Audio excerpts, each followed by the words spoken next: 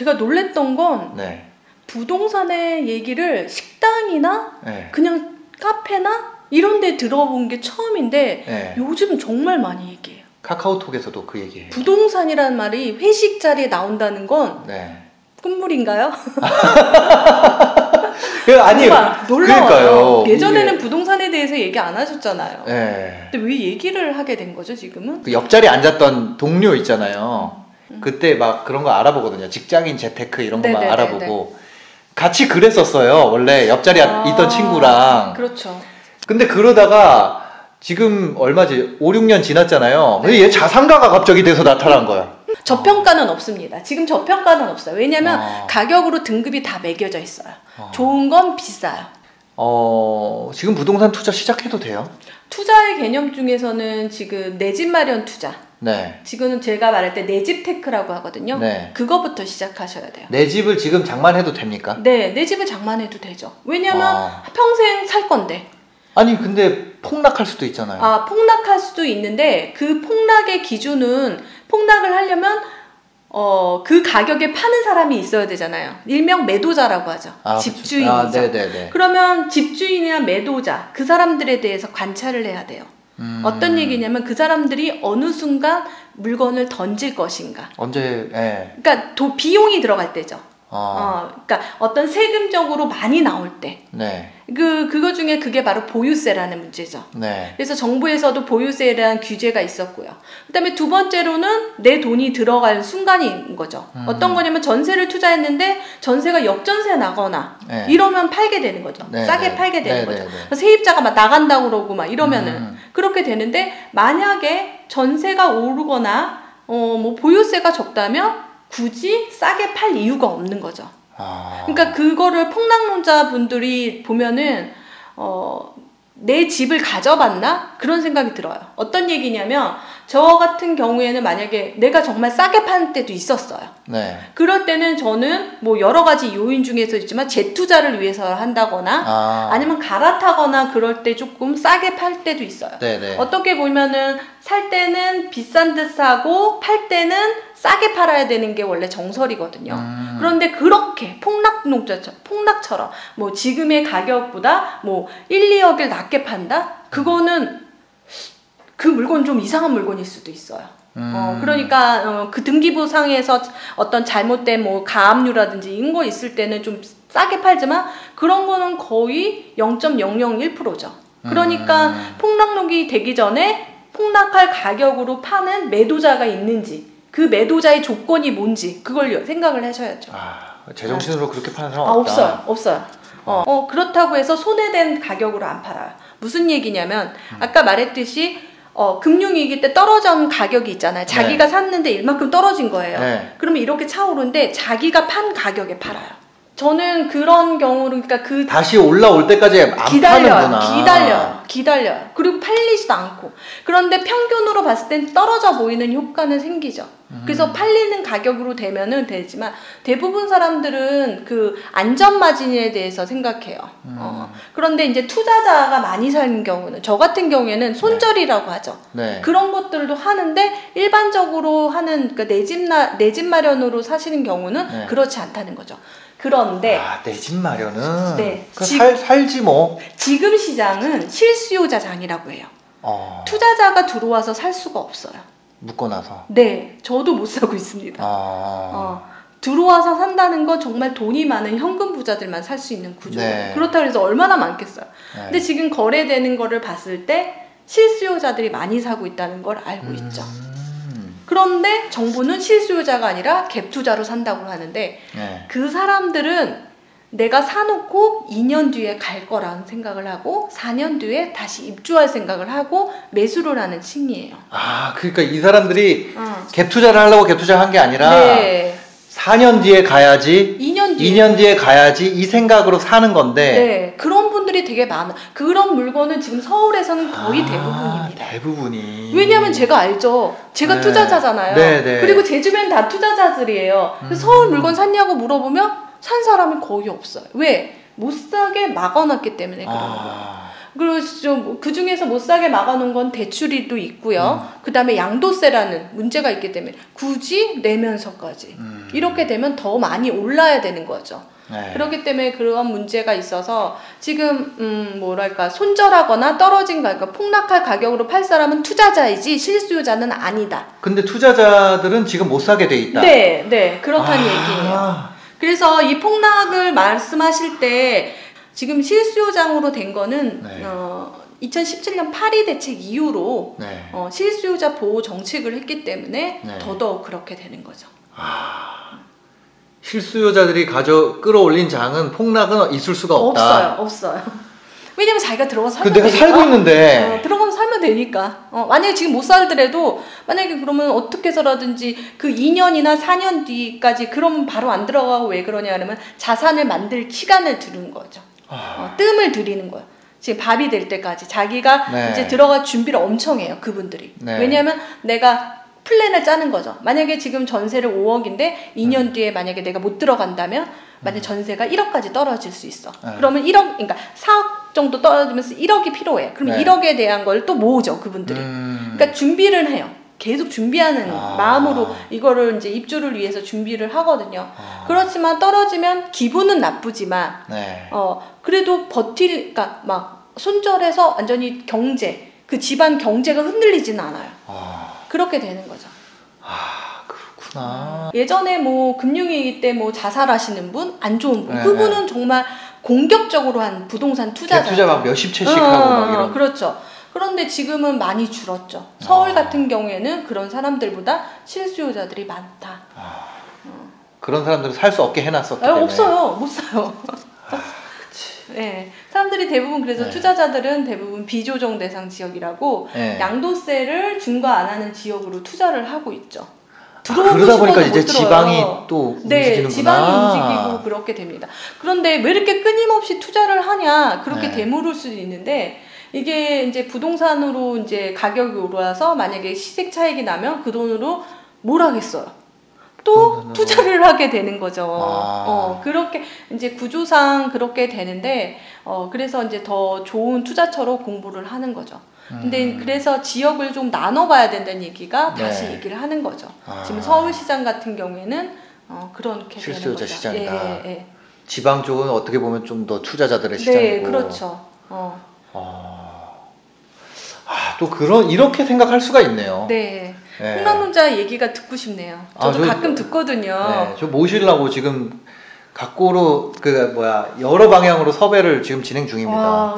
꼭 시청하겠습니다. 네. 그래서 부동산 폭락론. 근데 주식도 상승 하락 이런 거 다 다르잖아요. 그렇죠. 그래서 좀 두루두루 네. 얘기를 들어보는 그런 거고. 예. 그 다음에 이제 뭐 제일 중요한 얘기는 이거죠. 네. 그래서 지금 30대 네. 예를 들어서 내가 30대 중위소득이 하면 어느 정도 되는지는 모르겠지만 네. 보통 이제 제 주변에 직장 다닌다고 하면은 그래도 월 한 400 조금 넘게 네. 예, 그렇게 받는 분들 꽤 되거든요. 맞벌이는 2배가 맞벌이는 그거 2배고 2배가 되는 거죠. 네. 네. 그러면 한 8, 900 네. 그렇게 그쵸. 되는 거죠. 예. 네. 그래서 그리고 제가 지금 35이에요. 제가. 네. 35인데 주변에 보면은 한 400 좀 넘게 받거나 네, 500 조금 안 되게. 네. 그 사이에 제일 많은 것 같아요. 그렇죠. 여기 그래서 이제 그게 둘이 결혼하면 거의 1,000만 원 가까이 되는 거고. 내가 진짜. 예. 그럼 이제 그때부터 저기 결혼하고 뽑고. 그래요? 요즘 젊은이들은. 예, 그렇죠. 그렇게. 근데 이제 아까 그거예요. A, B, C 안이 있었잖아요. 네, A가 영끌 해가지고 둘이 한 명 명의로는 임직원 대출 내고. 그렇죠. 그다음에 그거 가지고 보태가지고. 네. 집담보대출 받아가지고 둘이 모아온 거 합쳐서 집을 예를 들어서 뭐 마용성에 들어간다. 네. 그런 경우도 있고. 네. A 신혼부부는 그렇게 하고. 그렇죠. B 신혼부부는 이런 선택도 해요. 일산 아니면 이렇게 약간 외곽. 그렇죠. 돈이 되는 대로. 예, 좀 약간 그런 데로 가고 수입차 한 대. 그렇죠. 예, 그 수입차 한 대랑 그거랑 여행. 네. 이렇게 선택하는 부부가 있고. 그다음에 C 타입 같은 경우는 통장 관리를 아예 둘이 안 해. 안 합쳐. 안 합쳐요. 안 합치고 솔로일 때처럼 그냥 쓰고 살아. 아, 근데 그렇죠. 결혼만 한 거예요. 네네. 그렇게 해가지고 집은 뭐 아무데나 살지. 네. 이렇게 되는 경우. 그렇죠. 보통 요 세 가지 타입이거든요. 네. 근데 돈을 모으려면 영끌 해가지고 가는 A 타입으로 가야 된다. 그렇죠. 어. 왜냐면은 B 타입 같은 경우에는요. 네. 그러면은 그 주변에 집을 안 사죠. 사진 않아요. 어떤 얘기냐면 주거에 대한 비용을 또 계산해야 돼요. 네. 집을 샀을 때랑 전세를 샀을 때랑 월세를 샀을 때랑 네, 월세를 살 때랑 그래서 주거 비용을 조금 계산을 한번 해봐야 돼요.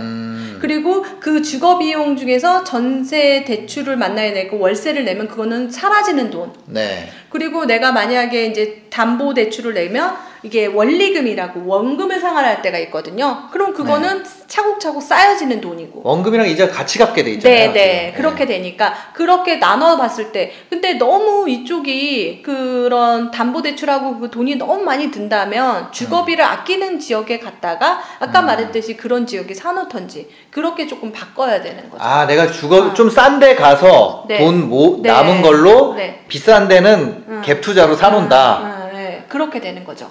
그러니까 두 번째 같은 경우는 그 집에 꼭 그 지역에 살 필요는 없어요. 매수를 할 필요는 없어요. 만약에 봤을 때 전세 그게 되게 싼 지역이 있거든요.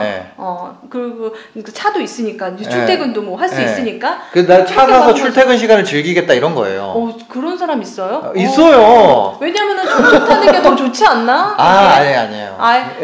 제가 이제 많이 만나 보면 저는 이제 제 또래니까 그렇죠. 만나 보잖아요. 좀 다르더라고. 그러니까 이 또래들을 알아야 되는데 저한테 오시는 이 35세 많이 오거든요. 그분들은 정말 절약하고 플랜을 다 짜고 맞아. 와 그분들은 월세 사는 분들도 있어요. 싸게. 그래서 돈을 모으는 작업을 공부를 하는 거죠. 그런데 제가 봤을 때는 뭐 이게 뭐 꼰대 발언일 수도 있지만 괜찮아요. 제 채널은 원래 약간 제 채널은 말씀드리자면 제 채널 A 타입이 제일 많아요. 진짜요? 네, 너무 반가워요. 반가워요. 제 채널은 A 타입이 제일 많고. 왜냐면은 나이가 들어서 저도 그랬거든요. 나이가 들어서 자가에 사는 비율이 많은지 전월세를 사는 비율을 많은지 보면 알 수가 있어요. 자가가 많습니다. 이사 다녀봐요. 너무 힘들죠. 그리고 미안하지만 나이 드신 분들을 전월세 임차인으로 들이지 않으려고 해요. 임대인들이 임대하는 분들이 나이가 있는 분이 들어오는 거 안 좋아한다고. 월세를 안 낼 것 같고 전세를 살다가 잘못될 것 같고 뭐 이런 것들에 대해서 사실 그런 게 왕왕 있거든요. 그래서 나이가 들수록 더 내 집에서 사는 걸 선호하죠. 그게 바로 저희 부모님이에요. 부모님도 이제 내 집에 살다가 만약에 그때 사업의 실패로 이제 전월세, 월세에서 전월세 막 이렇게 다녔는데 나중에는 내 집에 살고 싶은 욕구가 강하시죠. 서럽다. 이렇게 되니까. 그래서 보면은 나이가 들수록 내 집에서 사는 확률이 높고요.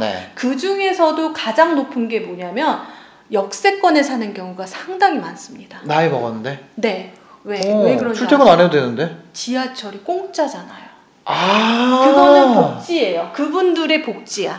내가 열심히 살았는데 받을 수 있는 복지는 그거예요. 네네네. 우리가 영유아를 데리고 있으면 유치원비를 복지를 받잖아요. 네네네. 근데 그분들이 마지막에 받는 복지는 지하철이라는 거예요. 아. 그래서 역세권에 그런 집에 사는 자가 비율들이 상당히 많습니다. 아. 그렇게 따져보면 그 A, B, C 중에서 C 타입 같은 경우는 평생 그럼 나중까지 전월세를 산다. 그러니까 이 시장에 먼저 뛰어드느냐가 중요하죠. 이건 부동산이에요. 움직이지 않는 자산이기 때문에 미리 먼저 들어가는 게 더 유리합니다.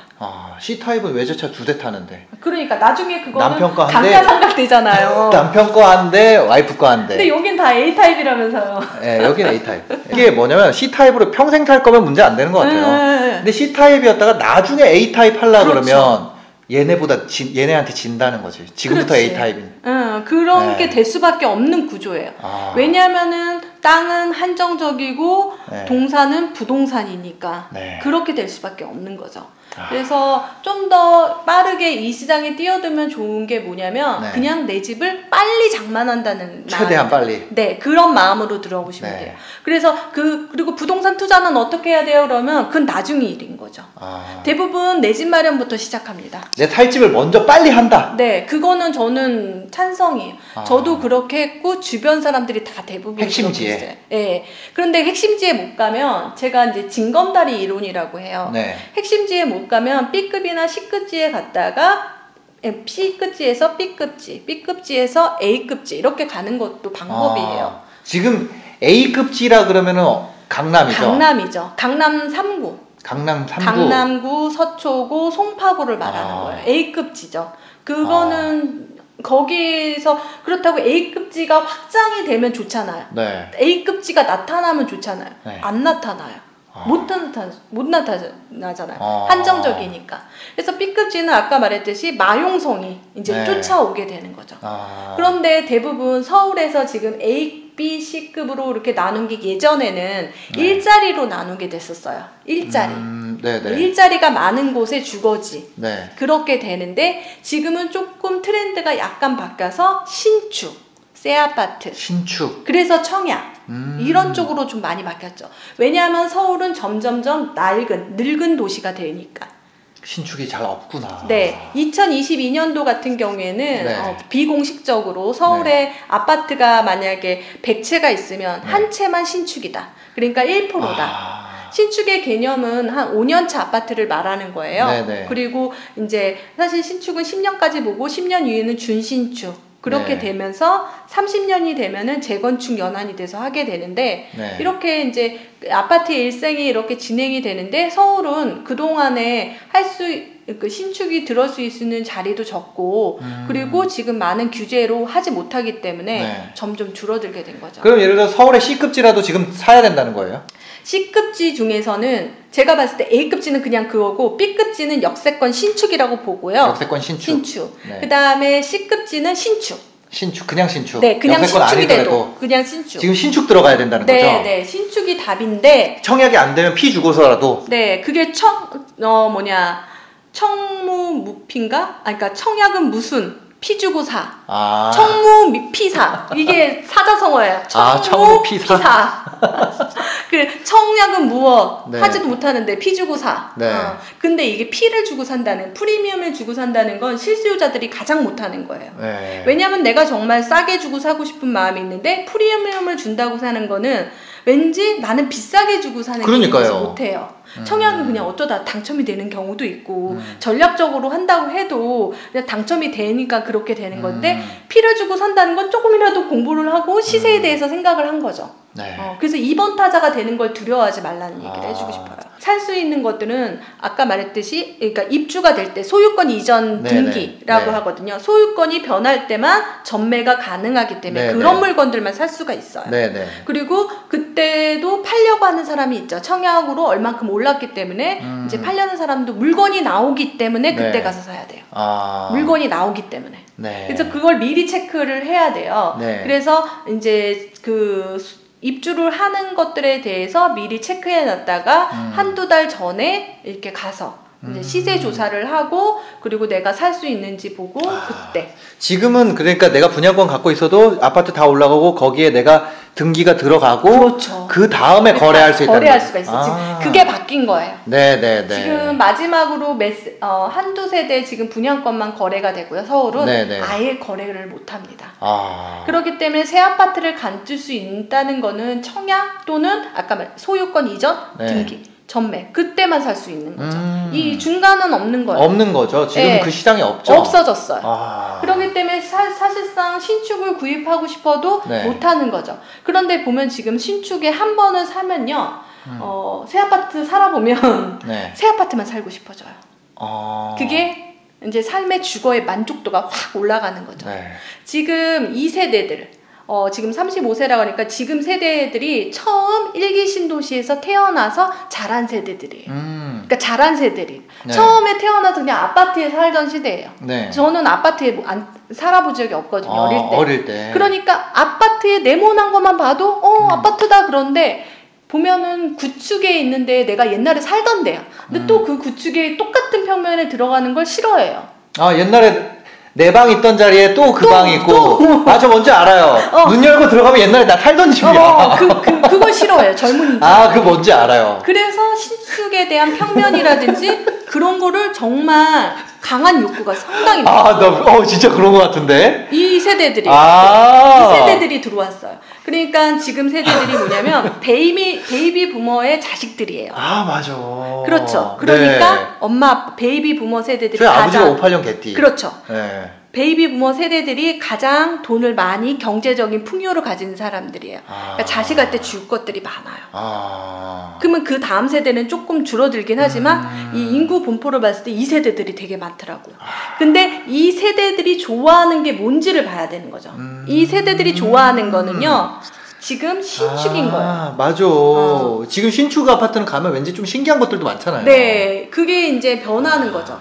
그러니까 그런데 구축에 들어서 리모델링해서 살아도 되지만 네. 아파트에서 절대 바꾸지 못하는 것들이 있어요. 어떤 거죠? 어떤 거냐면 커뮤니티 그리고 주차장. 그거는 바뀌기가 힘들어. 막 주차장 땅 속에 있잖아요. 신축 아파트들은. 네, 그러니까 커뮤니티도 정말 세요. 그러니까 커뮤니티 시설, 수영장이라든지 피트니스라든지 이거는 내가 리모델링으로 바꿀 수가 없어요. 그치. 그러면 거기서 산다는 거는 어떤 다른 프리미엄을 기대하게 되는 거죠. 역세권이라든지 아니면 뭐 학군이라든지 다른 프리미엄이 있는 입지는 되지만 그 외의 입지는 이제 신축에 대한 욕구가 상당히 높아집니다. 왜냐면 지금 같은 경우에는 그런 세대들이니까 집을 매수하는 층이 그런 세대. 아니 지금 매수하는 층이라 그랬는데 그럼 30대 매수층이 많아요? 네, 상당히 많아졌어요. 그게 왜 그러냐면 매수층이잖아요. 그러면 그 사람들은 어떻게 보면 청약을 안 한다는 거잖아요. 그러니까요. 그러니까 뉴스에서 보면은 청약을 포기한 사람들이 30대들이 집을 매수하게 되는 거죠. 그래서 30대들이 집을 사고 있다. 그건 당연한 결과야. 왜냐하면 청약이 안 된다는 걸 아니까. 우리는 1인 가구 세대도 많고. 그렇죠. 청약이 안 돼. 네, 청약이 안 돼. 그래가지고 그 싱글남 싱글녀 같은 경우에는 맨날 저한테 되게 많이 오는데 글을 쓰면 저는 청약을 하지 못합니다. 그러니까요. 저는 어떻게 해야 되나요? 계속 그래요. 그러면 저는 대부분 분양권, 그러니까 피를 주고 사는 거에 대해서 조언을 많이 하죠. 그래서 실제적으로 이제 내 집 테크로 해서 그분들은 내 집 테크를 하는 거죠. 부모님하고 다르게. 왜냐면 부모님이 집이 있거나 이러면은 거기서 뭐 비과세라든지 이런 것들을 하지만 세대 분리가 돼서 자기만의 명의를 가지고 할 수 있기 때문에 그런 것들도 많이 하고 있어요. 제 또래 보면 신혼부부 이제 보통은 이제 저는 좀 결혼을 빨리 한 편이고 그렇죠. 제 또래 이제 결혼을 하려고 하거든요. 하는 사람들. 근데 보면 뭐 아까 다 번 돈은 있지만 쓰잖아요. 네, 그래서 많이 쓰죠. 네, 많이 써요. 결혼하기 전엔 많이 쓰죠. 진짜로 많이 써요. 그리고 그래서 모아놓은 돈을 이제 좀 얘기를 들어보면 보통 뭐 남자 1억에서 1억 5천, 여자도 뭐 1억 정도. 그래서 합쳐보면 뭐 2억 그 어간이에요. 그 사이인데 이제 신혼부부 2억이라고 했을 때 2억 가지고 갈 만한 지금의 선택을 한다면 근데 지금 그러면 또 영끌이 나오는데 근데 저한테 이제 사례가 들어오면 그렇게 모은 세대들이 있어요. 그런데 플러스 부모님의 도움이 항상 들어가거든요. 근데 만약에 부모님의 도움이 없다면 2억이면 없다면 그러면 그거를 뒤집어서 계산을 해야 돼요. 그러니까 잠깐 계산 좀 한번 해볼게요.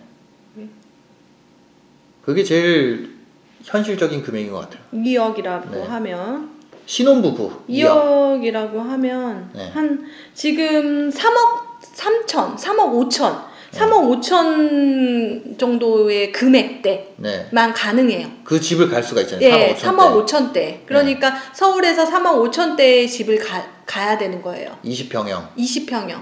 그럼 불가능해요.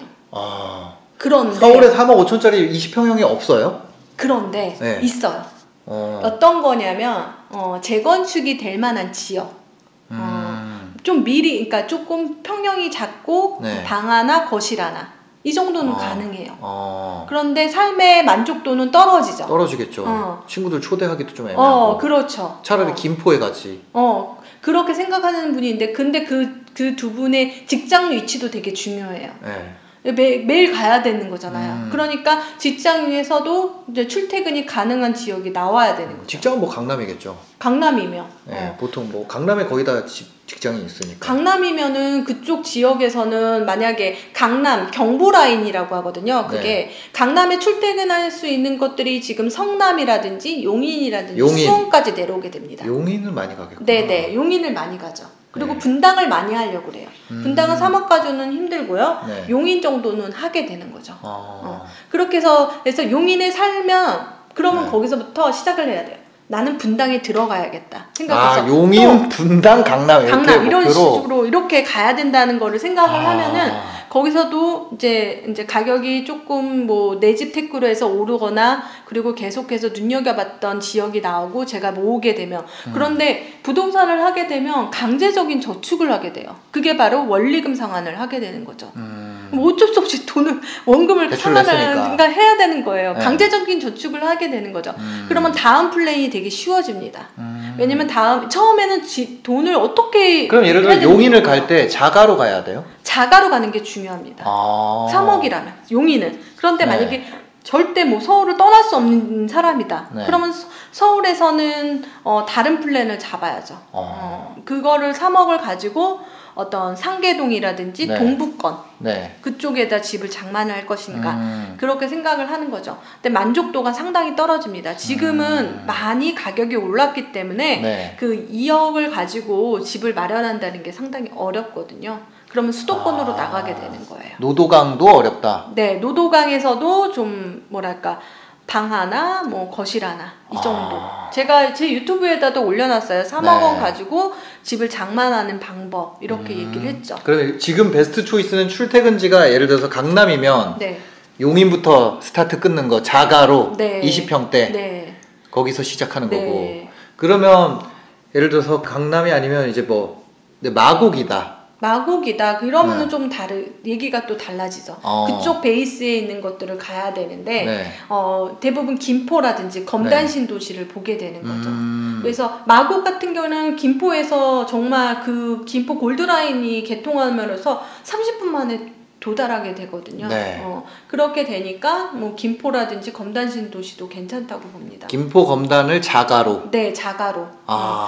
뭐든지 자가네요. 자가긴 해요. 근데 지금 그분이 그런데 만약에 전세를 산다고 하면은 네. 저는 스타트 하시는 분, 그러니까 그 전에는 이제 전월세를 살아도 되는데 네. 좀 자가로서 사는 게 정말 그 돈을 모을 수 있는 방법이라고 생각해요. 저는. 네네. 그리고 신축의 법칙이 있어요. 네. 신축은 무조건 오릅니다. 이런 무조건. 얘기하면은 또 뭐야 저 사람 그러잖아요. 네. 왜냐하면 신축은 그러니까 준공후 미분양을 빼고 얘기하는 겁니다. 네네. 신축은 들어가게 되면 양도세 때문에 물건이 2년 동안 나오지 않습니다. 그러니까 물건이 나올 수 없는 구조가 돼요. 그런데 네. 그 지역은 항상 사람들이 갑자기 없다가 왔다 갔다 하니까 지역이 조금이라도 좋아지는 지역이 됩니다. 그리고 신축이 들어섰다는 거는 건설사들이라든지 이런 사람이 땅을 매각해서 하는 거거든요. 가치가 있는 곳이라고 생각이 들어요, 저는. 그래서 신축이라고 해도 적어도 오른다라고 보여져요. 그러니까 거길 사더라도 신축을 매수하는 게 훨씬 낫죠. 수도권은? 네네.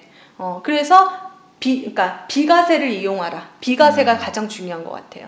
이번 정부에서는 돈을 번 사람은 비과세로 돈을 버는 거거든요. 네. 그럼 그게 비과세가 무슨 말이냐면 어떤 소득세 우리나라 모든 소득을 발생하면 소득세를 내잖아요. 네. 그런데 집에 대해서는 비과세, 거주하는 주택이라든지 주택이 1세대 1주택 같은 경우에는 그 소득에 대해서 양도소득에 대해서 가세를 안 하는 거잖아요. 비과세. 그러니까 그거는 진짜로 이용해야 되는 것 같아요. 신혼부부는 무조건 그거. 네, 했으면 좋겠습니다. 네. 네. 오늘 좀 전략 세우시는데 도움이 되셨을 것 같아요. 저희 시청자분들께서 좀 많이 도움이 되셨을 것 같고요. 마지막으로 뭐라 그러죠? 부동산을 시작하려는 분들에게 네. 뭔가 메시지를 주신다면 어떤 게 있을까요? 제가 서울을 꿈꿨던 거는 1993년부터였던 것 같아요. 그런데 정말 서울에 집을 가진 거는 2014년도였어요. 즉 한 20년이 지나고 제가 서울에 집을 장만하게 됐는데요. 그때 꿈꾸지 않았다면 지금 서울에 집을 가질 수 없었을 거라고 생각이 듭니다. 부동산을 시작한다면 꿈부터 꾸는 게, 그리고 거기에 사는 자신의 모습을 상상해 보는 것도 부동산의 첫걸음이라고 생각이 듭니다. 네. 오늘 좋은 말씀 너무 감사하고요. 네. 긴 영상 시청해주신 여러분 너무 감사드립니다. 오늘도 행복한 하루 되시기 바랍니다. 감사합니다. 감사합니다.